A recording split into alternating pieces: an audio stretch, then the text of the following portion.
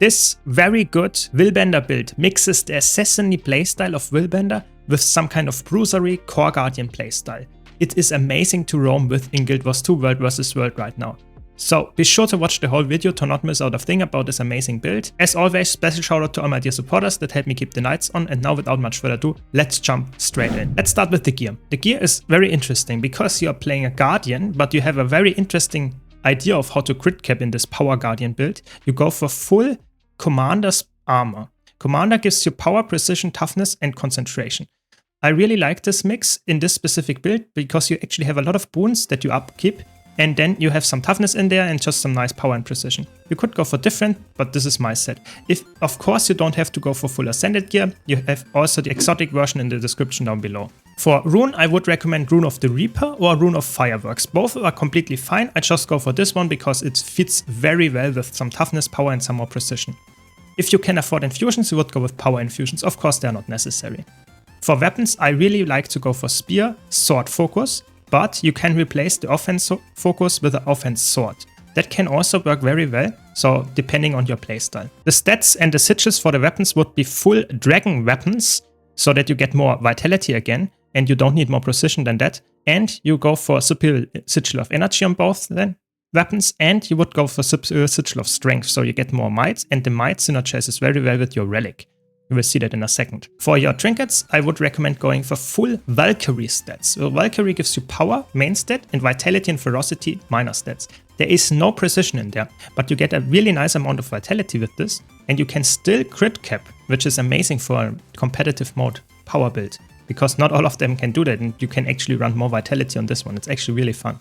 And then for your relic, the best by far option is Relic of Mistburn. It grants you 5% increased crit chance if you have 20 stacks or more of might, which you can upkeep on yourself quite easily, or rather easily I would say. And whenever you get might on a 1 second ICD, you apply another stack of might. This is very cool because Guardian actually can get a lot of might procs and you get more might out of those might procs. Makes a lot of sense. Might gives you more power and you will see more value from other boons as well. So this is really, really nice.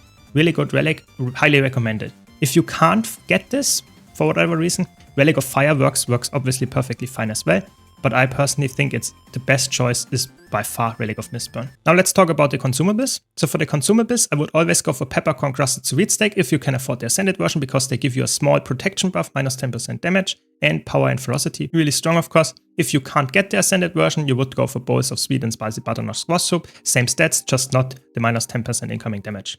And for utility consumables, I would always go for Superior Sharpening Stones or something that gives similar amounts of power stats. Before I go to the trades, I want to mention, if you like this video, be sure to hit the like button. That helps me out my channel a bunch. And if you want to see more content like this, more guides about Guild Wars 2 and all the other good stuff, be sure to subscribe. But now let's talk about the trades now. So for the trades, you would go with Radiance, Valor and Willbender. Radiance is your bread and butter of this build, where you don't need that much crit chance. You get some more light aura when you use your F1 skill and some blind. Okay, not too bad. The blind is quite nice. Then you reset your F1 when you kill a foe. Okay, not that bad. And then your attacks against burning foes have 10% crit chance increase. That's really good. And your ferocity is increased. That's even better. More damage, that's what you want.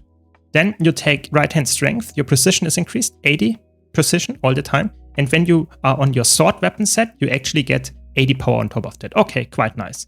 If you struggle with upkeeping resolution, which you should not by any means, but you can easily go for healer's resolution. And then you take always retribution. It's amazing, 10% flat damage increase while you have resolution. You should always have that, 10% more damage, you take that. And then lastly, the trait that is really, really important here, righteous instincts. Resolution increases your chance to critically hit by 25%. It's really good. And you can upkeep resolution all the time. And then it grants might each interval, so every second you get 1 stack of might, which will be doubled because of the Mistburn relic, so you get 2 stacks of might each second. So it's a really, really strong trade. And therefore you always want to upkeep resolution, and you should not have a problem with your resolution uptime because you have a lot of them. Then we talk about Valor. Valor is really interesting. Typically it's a tank trade line, but in this it gives you a lot of like easy sustain on top of that. So you have some H's that you get passively, that's not that good. But whenever you block with an H's, which you can actually get quite frequently, you get some 1 second protection. It's not too bad, but it's also not that great. And then you get might when you block attacks. That's quite cool because again, this procs the Mistburn Relic and this sets a 1 second ICD and you have multiple blocks. So for example, your focus is 3 blocks. That can be quite helpful here as well. 1 second ICD. So if you get it a little bit delayed attacks in, you get actually multiple might there. And then focus mastery, of course, if you take focus offhand, it's really good. 20% recharge reduction and you get protection resolution. That's really nice, just decreasing the damage that you get. And you also have the resolution for your righteous instincts.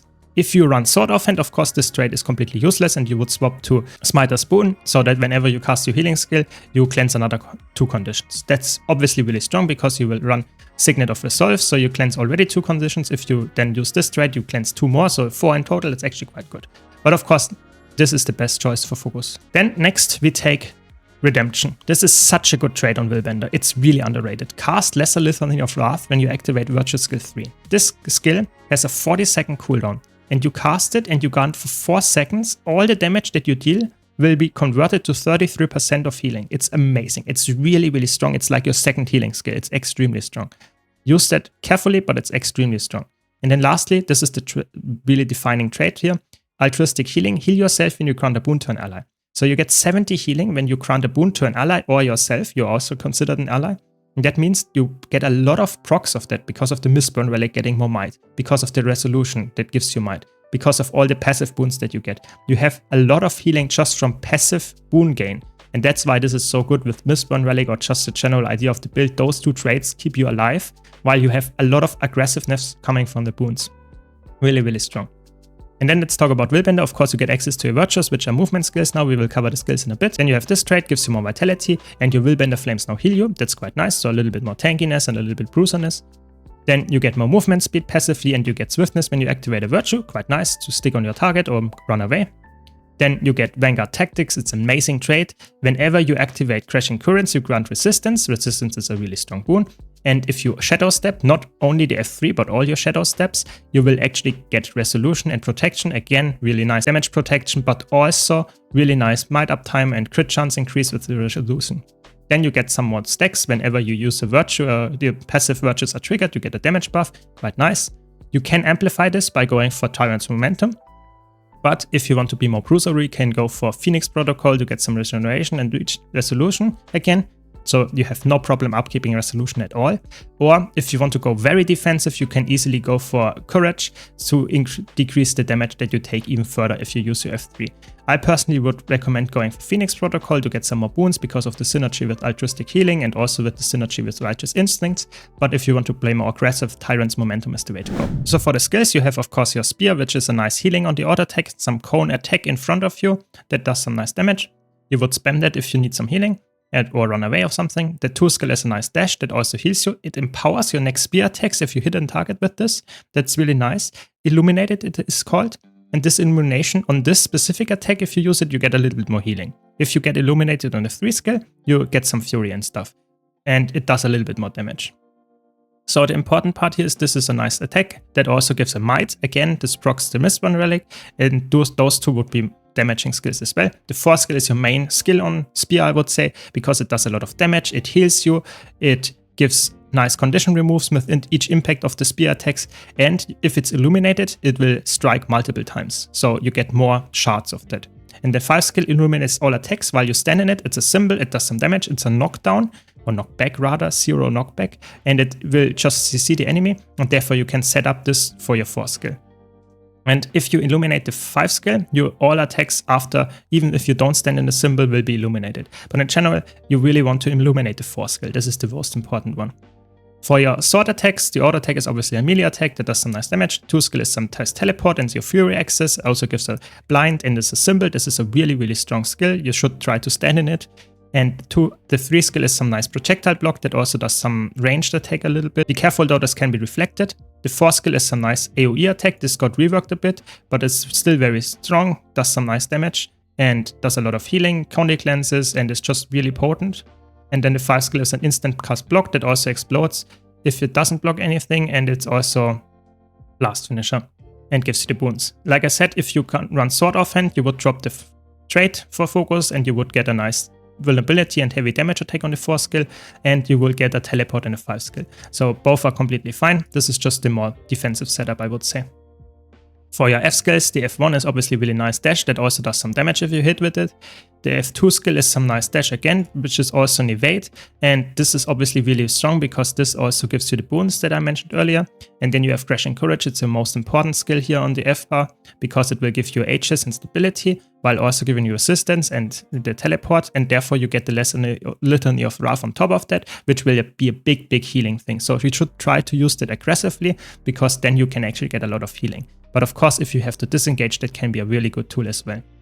Then you have your healing skill. I mentioned already, it's a really strong active heal that also cleanses conditions, but try to keep it passive because it's your very strong source of Condi cleanse. Every 5 seconds you remove 1 Condi passively. It's really strong.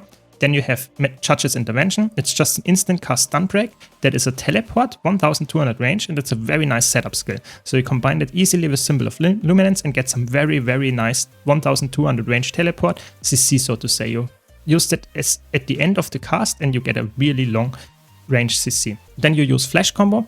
It's a nice skill that is a teleport again. It does some damage, and if you use it completely the cast, you can teleport back and get some Condi cleanse and healing again.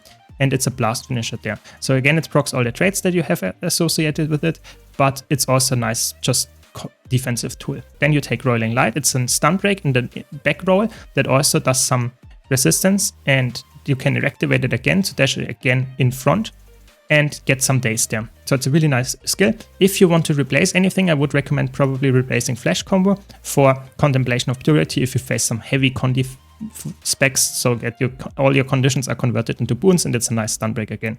So those are all viable, but adjusted to your needs, of course. And last, you would always take Renewed Focus for the 3-second invulnerability, while also resetting all your virtues, which is especially strong in this build because you get your Crashing Courage again, which therefore gives you the second healing skill again. So really potent. So keep that in mind. You can use, so to say, 3 healing skills. This one, and this one. It's really good. Now to some combos. Like I said, the F3 is a nice aggressive tool. If you deal a lot of damage after that, you're almost guaranteed to be full life. The 5 skill on the spear can be comboed very nicely with Judge's Intervention, but in general you can combo a lot of stuff with Judge's Intervention. If you run Sword offhand, you can also use the 5 skill while casting it and then pressing the Judge's Intervention, so you have like a 2000 range teleport. It's really strong. And then you can of course combo a lot of your attacks with the dashes and stuff to get some nice mobility on top of that. In general, you can see in the background, the gameplay is very fun, very fluid, and you are extremely sustaining. And I would personally say this is definitely the best Guardian build right now to play as a roamer. Really potent.